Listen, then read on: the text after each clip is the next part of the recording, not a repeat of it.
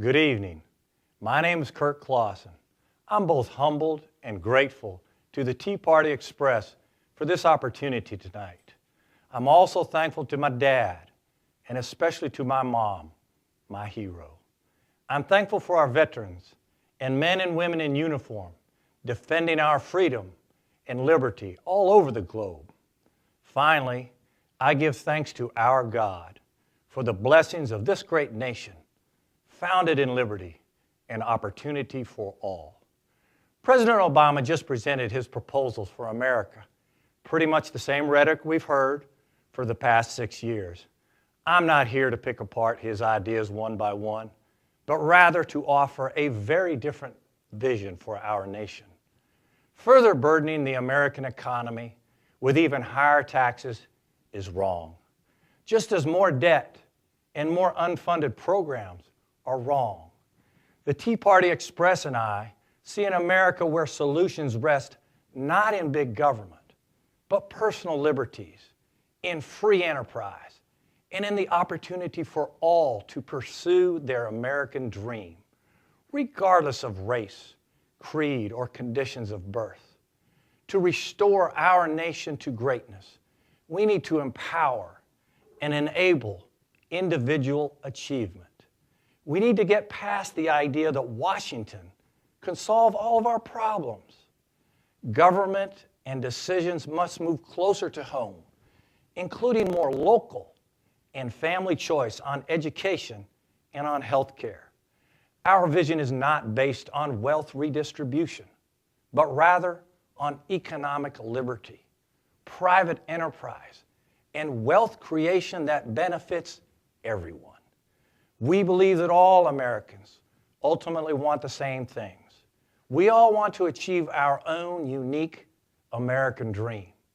We want opportunity for all, but favoritism for none. As Americans, we celebrate our diversity. We don't always see things the same way, but we can and must respect and listen to each other. And when we do disagree, we've got to do this without insulting each other. Now, I never expected to be here addressing you at this critical time in our nation's history. Just a year ago, I was only active in local politics because of my concerns about water resources in South Florida and preserving the Florida Everglades, which is a real national treasure that we must protect. I ran for Congress because I was deeply concerned about the direction of our great nation. I saw an America deeply divided, bogged down in partisan bickering, with lobbyists and special interest groups lining their pockets at the expense of hardworking Americans. As we restore the voice of we the people, we need to grow the private sector and shrink the size and reach of our federal government. I have joined a growing team of newcomers to Washington who believe as I do, we're bringing business experience to develop viable solutions to our economic problems. We believe in economic liberty and equal opportunity, not equal outcomes imposed by a bloated federal government. It's really odd to me now that these basic principles have somehow become outsider or even radical views, as some might suggest. Decades ago, I played basketball at Purdue for Coach Gene Cady, a mentor and a hero. I looked around that locker room and found a group of players from very different backgrounds. We had a guard from the West Coast, a forward from Gary, a post player from Cincinnati, a power forward from the west side of Chicago, a center from Long Island, and me, an outside shooter from the cornfields of Indiana. We came to Purdue with diverse racial, religious, ethnic, and economic backgrounds. But Coach Cady quickly taught us the profound meaning of the word team. In spite of our differences, he taught us to work together and to always put the team first. That's how he got the best out of all of us. And I say that's exactly what we need to do in America today. At Purdue, our biggest challenge was never the other team. It was in our own locker room. To win, we had to learn to work together. That was true for the role players on that team like me, as well as it was for the stars. As Coach molded us, we learned to respect each other. Then we began to trust each other, rely on each other. And finally, we learned to truly care about each other. In my senior year, after being picked ninth in the Big Ten, we put our differences aside, played hard, put the team first, and won a share of the Big Ten championship. We won on the court by uniting in the locker room. And we learned that we were all the same. We're all the same. Washington could benefit from Coach Katie's advice, I think. Now, of course, I understand the enormous challenges facing our country are far more complex than bringing a diverse basketball team together. But I still say, teamwork is essential in all walks of life. And I also say that liberty is the great equalizer in our country. Economic liberty will bring America back to its destiny as the world's beacon of light and opportunity. Economic liberty is the foundation of the American dream. We can never compromise these conservative values. Dividing us or punishing success in the name of fairness will not unite this country. In 2014, our economy continued sluggish growth, and millions of Americans are still out of work. We know them, we see them, they're our friends. These people are our family. As described in my economic plan, we should target growing this economy by 5% annually. A strong and vibrant economy will help businesses create millions of good-paying American jobs while freeing millions from government dependency. To do this, we've got to enable American companies to compete in a global market.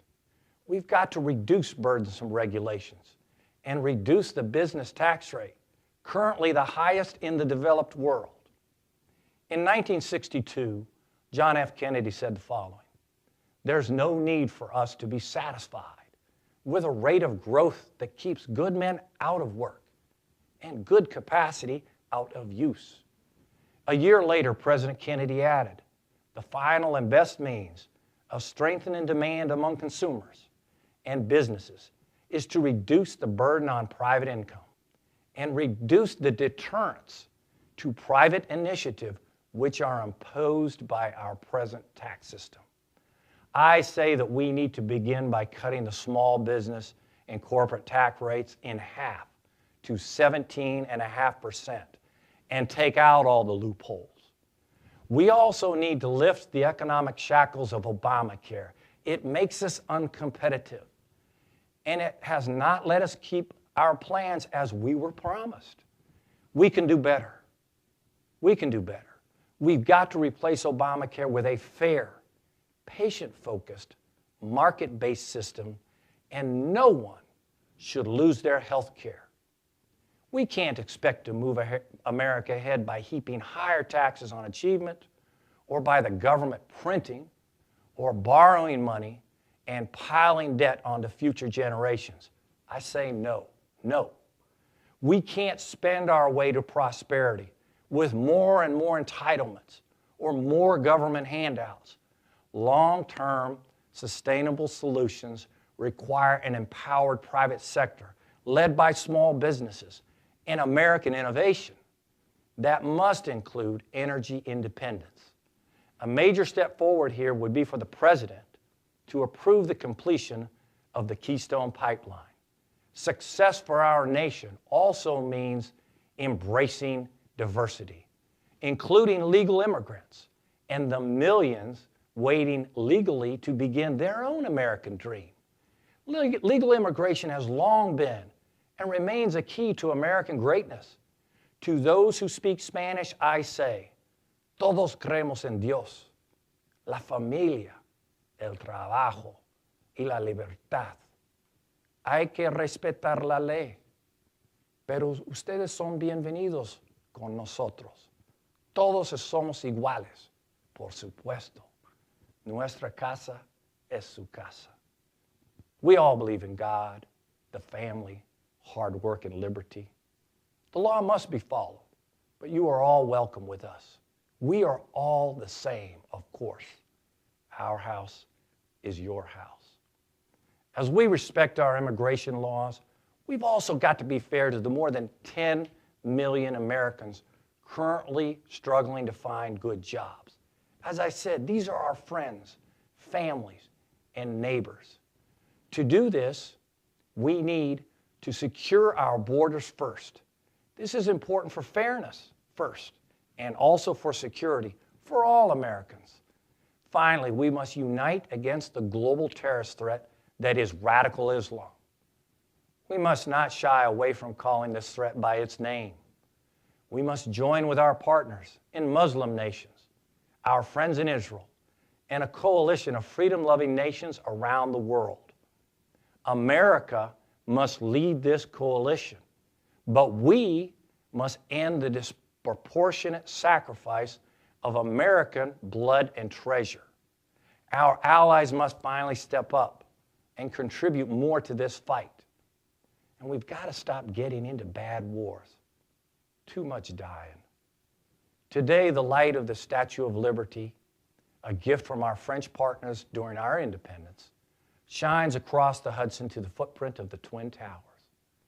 Last week, the leaders of the world gathered in Paris to shine that light of liberty as a team. To our friends in the cities of light, I say, you were our allies in America's war for independence. Now it's our turn to side with you in this global battle against terrorism. Together, we've got to light the torch of freedom for the entire world. With our God and liberty as partners on our team, we will succeed. Thank you, and may God continue to bless America the Beautiful.